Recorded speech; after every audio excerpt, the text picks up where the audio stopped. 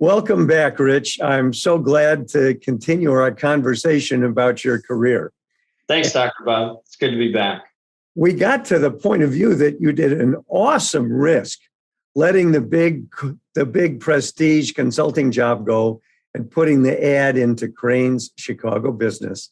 That recent Northwestern MBA grad looks for a job where he can learn business. Yeah, it was definitely, as we talked about last time, it was definitely a big risk. And I thought I had my cherry job, and it was a big risk to kind of turn it down and refocus on going into a smaller business where I could really learn business and really start learning, I guess, because I think I'm still learning, but start learning to become a businessman. Yeah, and it's not hard to remember how hurt and angry you were when I said I was so disappointed that I thought you wanted to be a real businessman. Yeah, that wasn't exactly what I expected. I was expecting a bit more of a celebration, but it was a good supportive move that I wasn't expecting. So what we want to get into in this next segment of our podcast is why people should start in small businesses if they want to have a great career, whether it's as an entrepreneur or any reason that they want to be a functionary in a larger business. We want to talk about why small business is a better move. And to start that out, I want to just give a little bit of an overview. Sure. There's generally a president or a CEO at the top of a business. And nowadays we have the C level. We have a chief financial officer. We have a chief operating officer who gets stuff done. We have a chief financial officer who gets things done. We have a CTO, a chief technology officer, CIO, chief information officer. We have CHRO now, chief human resource officer. And so we have a lot of different functions in a business. And the CIO is really critical at getting information back into the business. The CTO is necessary for the systems that will measure those things for the CIO to get them back into the business. And they both give a support to the CFO who's doing the finance, who needs to have the numbers. They're almost all computerized nowadays. And we have a chief sales officer, and we have all these different chief officers. And so today I want to talk about the advantages that you discovered going from the big consulting firm into the small business where you got to do so much.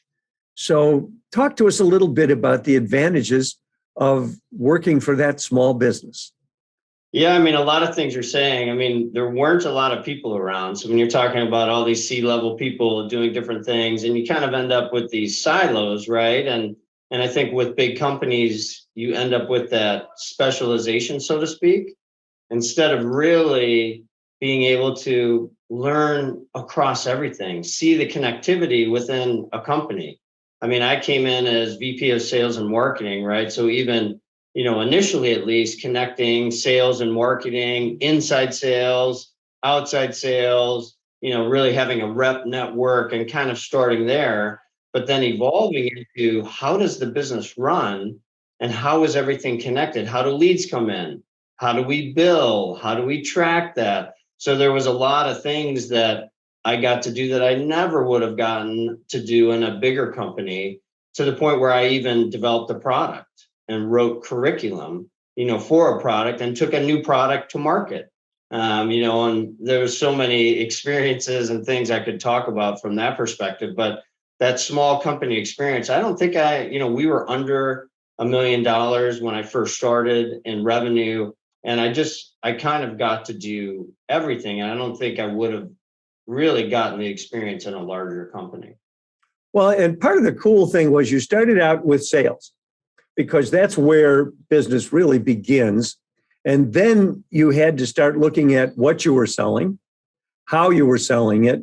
And so let's just stay with how you ended up starting with sales. Tell people about how you built your rep network, your call center, and let's just talk about how you built the business generating delivery machine for the company.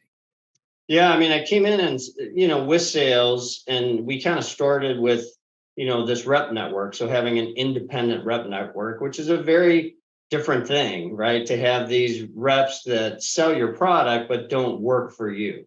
So from a management perspective, that's very interesting. How do you keep those people motivated? How do you get them to pay attention to you and your product versus other people's products, right? Because they're representing a lot of different products, right? So getting their attention and getting their mind share, that's an important thing. And then our inside salespeople, I mean, I had never run inside salespeople, right? So running, setting up metrics and really starting to think through how many calls should someone make? What does conversion look like? How do you track a pipeline? How do you keep track of contacts? So we used Act way back then, before Salesforce, I think, was even around, but starting to think through contact management and pipeline management, from an inside sales perspective, and then joining those independent rep network, inside salesperson, and then establishing our own outside salesperson as well to follow up on some of the leads we were generating through marketing and through the trade shows, so then I got into those partnerships and those trade shows and really helping to develop leads. Because as you said, sales is the heartbeat of the company. And so let's go a little bit more into the rep network, because they had one, but they really didn't know how to use it. And so you had to activate it and get it working. And inside sales, I really want people to hear about how you built the inside call center and what it was like for you dealing with the competition and the backbiting in that center. And then we'll build a little more into the benefits of working in a small business. Yeah, I mean, having the outside rep network, I mean, part of it was, I'll say it in, my words, showing them some love, right? And spending time with them. An example would be we had a rep in Mexico City, so for us to go down there, I went down there, with one of our other employees. We went to a big trade show in Mexico City. We flew equipment down there, so really supporting them and tending to them as if they were your employees, and we got, treated very well and sold a lot of equipment out of that trade show, but we treated our reps very well, so serving those reps and treating them as they really are an extension of our company and an extension of our sales network. So I think that's an important, to get that alliance, to really start thinking about partnerships and alliances and think through, like, how could this work for us? And then take that to and so you really learned about the care and grooming of a rep network, and you learned about empowering a rep network. These are all skills that a lot of people don't really understand. And so, but you still had calls coming in, and you had to be able to field those calls and build your inside sales group. Yeah, so we had inside sales, and like you said, we're fielding calls, following up on leads, but we're also doing outbound calls. So buying lists, targeting certain companies, targeting, in this case, school systems, technical schools, industrial schools, people that are going to use our equipment, in addition to corporations that are going to be doing hydraulics, pneumatics, electricity, electronics training, for their staff. So from that perspective, inside sales was very important, but I didn't really know what I was getting into. I hadn't managed an inside sales team, and there was a lot of competition. There was a lot of backbiting. There was a lot of complaining. It was kind of like the Glenn Ross movie, right? Like, we want the Glengarry leads. Like, where are the good leads? We want the good lead. It's like someone's getting the better leads than I am, and I'm not getting the good leads. Excuse me, hold people accountable, and really to get their best. I mean, that was a very specific goal to, hear someone, but also, wait, you're capable of more. And if I'm not pushing you, you're never going to get to that more. And that was something that I learned over, a number of jobs, but it started, I think, there at TII. Yeah, it was like tons of excuses you had to get through to help people win because they were blaming other things on their failure to close, just as in the movie Glengarry Glen Ross, Right. the salespeople blamed the bad leads. Yet there's still one sales guy that manages to sell with those bad leads. Yeah, no, it was a lesson for me for sure, and holding people accountable and working through conflict with people. But I think setting a vision, starting to get that concept of, wait, is someone capable and what are they capable of? And how can I help them get out of their own way? If that makes sense, because, someone has to want it, but I can help them. If they want it, I can help them get there. And so then we now have a building customer base. The reps are bringing people in. The call center is taking responses to ads that were out. And we've got sales happening. But now we have customers and clients that we need to keep a relationship with. And the contact management tool that was most common back then was ACT. And nowadays it's Salesforce. And there are quite a number of them that are out there now. Yeah, there weren't a lot back then, but we used ACT just to track, our contacts, track our customers, track our leads, and to start thinking through an actual sales pipeline, right? And so to be able to track it, see what's coming, really do follow up, which then leads into marketing, right? If someone buys, how do you keep them in the funnel? New products, new things we're coming out with, and keep them as an active customer and potentially sell them other things. So it was putting a lot of those things together that we didn't really have. Yeah, this concept of a pipeline is an interesting one because sometimes we're prospecting, we're just out looking for possible sales. Other times we have a lead and we have a suspect that we can go to, and then we get a person or a company that we've identified. But it doesn't really become a pipeline event until we can put a piece of work or service and money on it. And then we still have to be able to maintain that relationship all the way up to where we have our first sale, and then we develop the account. So when we talk about a contact management tool, it's really critical to have our data about our potential customers and our current customers so that we can grow our current business and develop and mature our pipeline to actual business. So a really critical piece that you actually got to design the fields for it and actually strategize and build an entire structure within ACT for your company. Yeah, and a couple other things just to add to that, Dr. Bob. It's really, those are your assets, if you think about it. Like that information, what if someone leaves, is where I was going, because, starting there, but over time, when we'd have people leave, if those notes weren't in there, if we didn't know what contact was made, if we didn't know what conversations happened, how would we continue that forward? And then there's just simple things like, how does your company look if you have 3 different people calling into the same client? You look terrible, right? You look like, wait, you're not coordinated. What kind of company are you? So having a database, that says, here's the last time we contacted that person. They got this email, they called in, someone called them, and having all those notes in one place. We had a meeting. Because if you call in cold and they're like, we already met with your company. We've met with your company twice. We actually happen to be a customer. That's terrible, right? So, some of that, working through some of that to say, this is very important. And this data is an asset of the company, and this is what you're paying people for. So, we got, a lot of accountability in terms of making sure everything's being tracked. Nowadays it's easier, with tools like Salesforce and other tools where it'll track it for you automatically and will track your emails. But back then, it was a lot more manual. So there's both the creative developmental aspect of the sales business and the defensive aspect to keep yourself from being embarrassed and losing confidence. Absolutely. Okay. So we're tracking sales. So you're selling at this point for TII, you're selling robotic education equipment.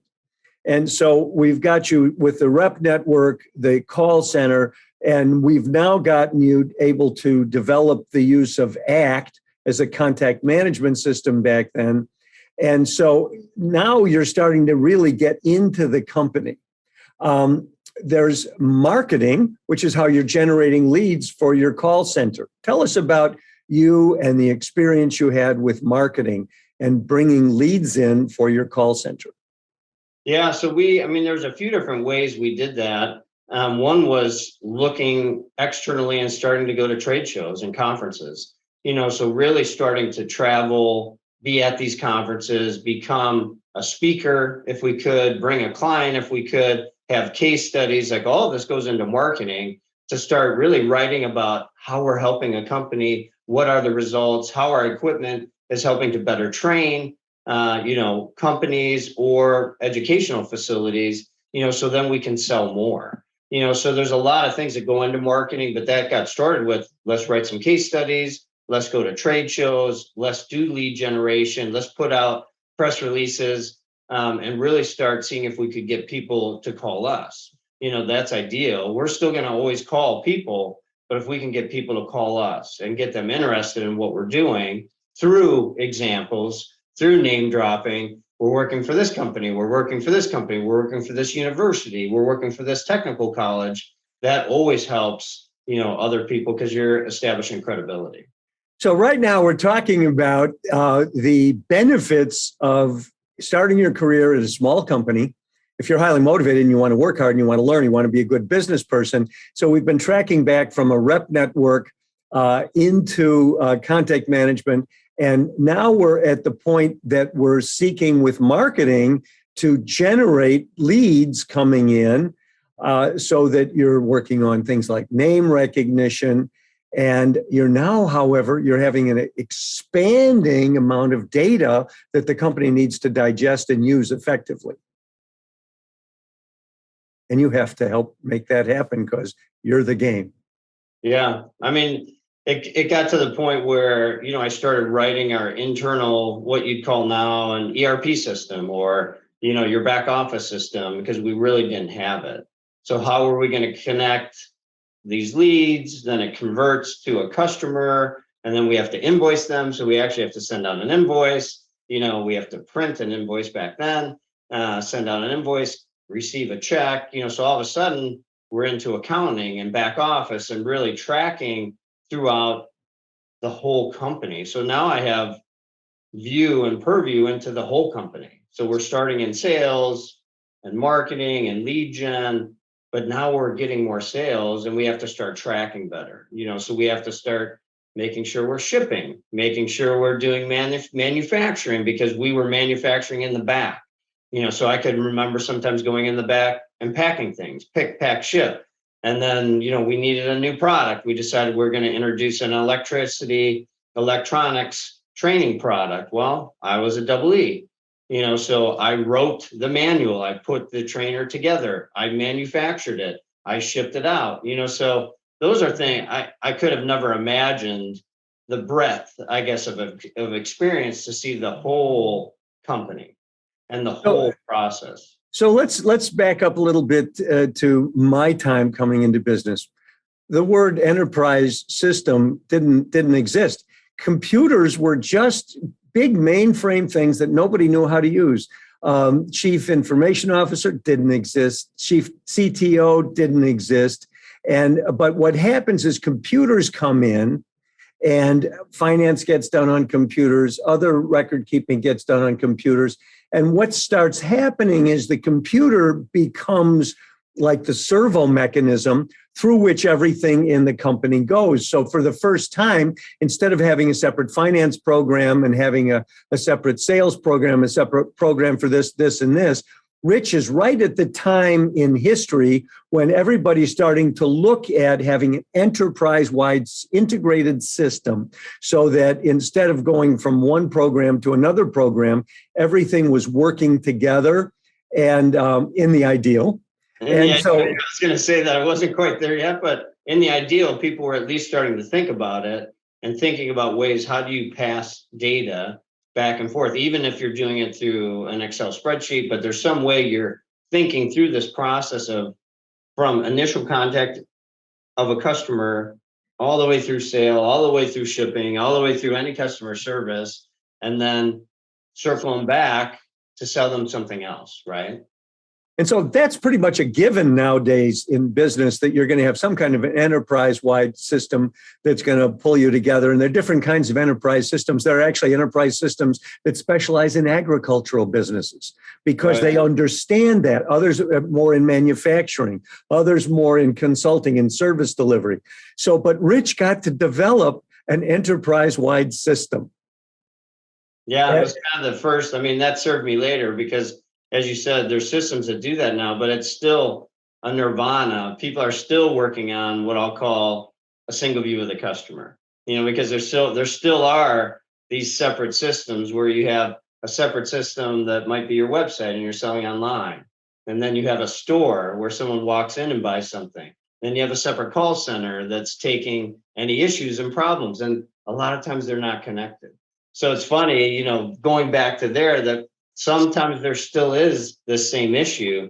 Do you have a single view of that customer when you have all these different people and all these different systems communicating with them? So it was interesting to be at the beginning of it, but it's still evolving and still kind of a nirvana to have this customer 360 where everyone sees every part of the customer and every interaction. Because for a very large company, you can imagine that becomes difficult. So we've got you able to grow with the rep network and all of the other sales activities. Then you had to keep track of what you sold, and you had to find a way to know, had it shipped, what's going on with this customer. And so one really empowering view of the customer so that you can be sure that that relationship is in good shape and you're optimizing the chances of success for the customer. So we've got you developing marketing program. We've now got you developing the back room, we'd call it, the enterprise system. And you're starting to really wrap your arms around this company, what it does and how it does it. And my favorite integration of marketing into companies is when marketing starts being part of product innovation and development. So let's talk about you as the marketer and the product developer. Yeah, I mean, that was, to really look at our product line, but also to listen to our customers and listen to our reps to hear, like you're saying, innovation, what's going on in the market, what are people asking for, and talking to customers, what else would they like and what else could we provide? So that feedback loop is really critical to then hear, well, we have pneumatics, we have hydraulics, we have robotics. What about an electronics, product? What about an electronics trainer? What about an electronics curriculum? So we start hearing this data and gathering data from our customers. Makes it a lot easier when your customer tells you what they want. You're not off doing product development for something you're not sure if it's going to work. Here, you're having people tell you, yes, we need this. So that allowed me to think, okay, well, what if we did develop a new trainer? It fits in what we're doing. Shouldn't be that hard. We should be able to manufacture it, and we're going to be able to train it. And I had the technical knowledge. I remember getting out my old physics books and pulling out textbooks from when I was in college to think, okay, what would this look like? How can we teach people about voltage and current and resistance and let them really learn about this through a curriculum and through an actual hands-on experience. So, to be able to literally, I mean, I don't think I have even had that experience since, to develop a product and bring a product to market and then sell it was really, really a unique experience for sure. And one I would never get in a very large company. Well, and in our later podcasts, we'll get into down the road for you. But right now, not everybody has an electrical engineering degree, but we all have backgrounds. And are we bringing our whole self to a business, or are we just doing a job? And so you'll see that Rich is bringing his whole self to this business, and he's risking and he's engaging and he's raising his hand and says, I'll do, he's saying, I'll do it. And now he's letting us know he develops a product, but then you can't just develop the product. You got to have manuals. Then you got to market the product. Tell us a little bit more, Rich, about the product you developed and taking it to market. Yeah. So, I mean, what you're saying, Dr. Bob, it's not as easy as it sounds, right? Because we have to actually lay out the product, figure out how it's going to work, but then write a manual that's going to train someone, so starting at the beginning and developing all the concepts and then putting exercises in there that people are going to actually have hands-on, because all of our equipment was really a hands-on training approach, so we were TII, Technical Education Systems, but all of our systems were hands-on. So to follow what we were doing in pneumatics and hydraulics and robotics, but then okay, what exercises are going to be critical for someone to learn the concepts of electronics and to be able to, really understand by doing hands-on, right? And part of my whole thing was, Ohm's law, voltage equals current times resistance. So how do you understand that? How do you work with that? How do you understand what a resistor does? How do you understand capacitance and the ability to store energy? And how do you understand current and voltage and really understand the concepts that are so important, I think, to lights, that we have in our homes, but to really understand resistance and that generates energy and generates light. So I think to actually take my education, but then apply it. I obviously come through Kellogg and got my MBA, but then to go back to, my undergraduate degree and say, okay, what can I pull? What can we do to train someone on the concepts? And then to put that in a manual, make it coherent, make it flow, different chapters, different modules, and then to put the pieces together inside of an actual trainer, so someone could do exercises and really be challenged while they're learning. So you've got to be working with your customers too, because you've got to know that they want it. You had to do market research to make sure there was a need for what you were doing and that it made sense. And so we're now having another part of marketing, which is market research, and then another part of client service, which is making sure that the client really wants what you're going to develop and doing that in partnership with the client. So now we've got the product developed, now we've got the manuals developed, and now we start learning how to sell this, service this, deliver this, and train people how to use it. Exactly. Then you roll it out to the rep network, train them how to sell it, obviously introduce it to your existing customers, because a lot of them have already expressed interest. And then we're out and running, right? Marketing it, introducing it, sending out press releases, so then you're off to the races, hopefully. And it worked out. Now, just to remind our co-voyaging listeners traveling with us, we're talking about the advantages of working in a small business. We're also talking about taking responsibility for the business working. We're talking about risking, knowing that you don't have to know everything, but being open to learning and growing. So you don't get to really just, keep a single picture of who you are. You're willing to make mistakes. You're willing to learn. You're willing to grow. And what we're talking about is how Rich got to do just about every part of the business. Are there any other parts that you got to engage in before you left TII? I think that was probably it. I touched almost everything, like you were saying, from the back office and developing our back office systems to developing our billing systems and how we were invoicing, and, starting on the sales side, so the whole flow through and building out that independent rep network, our inside sales call center. And then we started into outside sales and having our own dedicated reps in the field working with the independent rep network. So, and then, like you said, product development, manufacturing, going in the back, when do you get to go in the back and see how things are manufactured and manufacture an actual product and then ship it out to customers?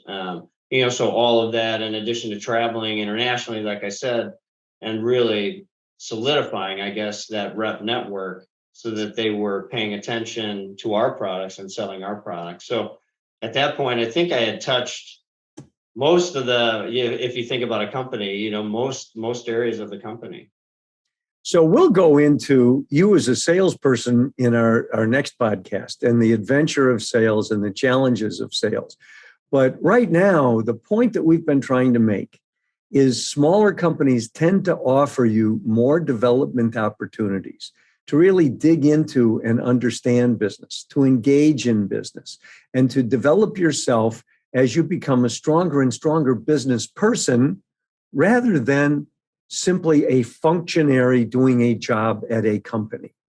There are obviously values in this, and we'll get into the values for Rich later on. But what ends up happening to end this chapter is Rich was always in leadership training.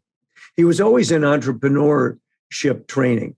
And he was always in different kinds of trainings to develop himself. And one year, he was at a 1-week training. Tell the people the story about how you came to leave TII, Rich. Yeah, I was at a leadership training, and really learning a lot. Wanted to stay in that training because I felt like I could really build on the momentum I was developing, right, and learning. And so, had called my boss, and he basically said, no, you need to come back. And so we kind of had a little bit of a heart-to-heart there in terms of talking about, I'm really learning a lot, I'm really developing, and maybe I've learned everything I can learn here at TII, so it kind of pushed us into a conversation where, maybe it's time for me to move on. I mean, I'm learning a lot in this leadership training. I want to keep learning, and maybe there's not as much for me to learn at TII. We've gotten over $1 million now. We've gotten to profitability, which was always our goal. And so maybe it was time to move on, and that's what did happen. Well, thank you, Rich. And for our next podcast, we'll talk about, what's next for me? And we'll get into sales. Thank you very much. Thanks, Dr. Bob. Take care. Bye-bye.